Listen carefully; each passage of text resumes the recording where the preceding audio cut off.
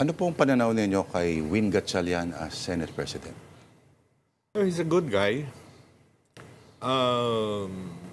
He probably among the senators, he would be very qualified to mend fences between the two warring camps right now. No, the problem arises in the handling of the impeachment trial, no?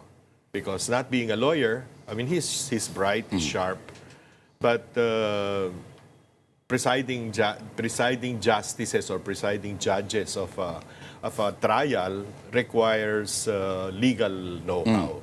Baka yun ang kulang, yun ang problema. Hindi naman pwedeng maglagay ka ng abogado sa likod niya, no, para sa committee hearing, di ba? Hindi naman pwedeng gano'n, nakakahiya naman yun, no?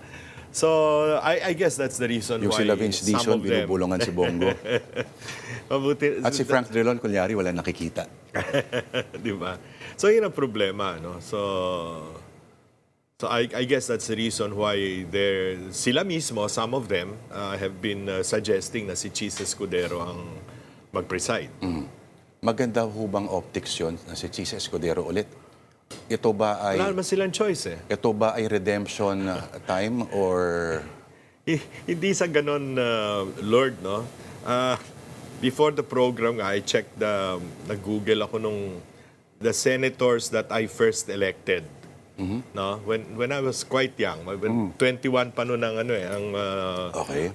para kang magiging botante, no? 1946 ka pinanganak, so bumoto ka ng... Yeah. Maganda-ganda pa ang mga pagpipilian nun. Lahat sila abogado. See. Lahat sila abogado. Yung tinalo nila, mga bar top notchers din lahat. No? Ang mga tinalo nila, Tecla San Andresiga was the first woman bar top notcher. Kung sino-sino, no? Juan Liwag of Nueva Ecija, no? Ganon. Ngayon, limang abogado. 3 nandun sa side ni Alan Cayetano. Ang talagang may extensive trial experience lang dyan, si Marcoleta. Di ba? So, Yung dalawa, I mean, nasa kabila, si Kiko at saka si Cheese, no? Si Cheese medyo may trial experience, yung bata pa siya before he entered politics, no? Pero alam ko hanggang piskal lang, no? Hindi pa umabot sa talagang full-blown trial, no? so yung hirit ni Marcoleta na, wala ka kasing legal training, may konting... Totoo naman yon. Medyo hindi lang, medyo... ang pagkakasabi. Oo, pagkakasabi. Alright. So that is a big problem.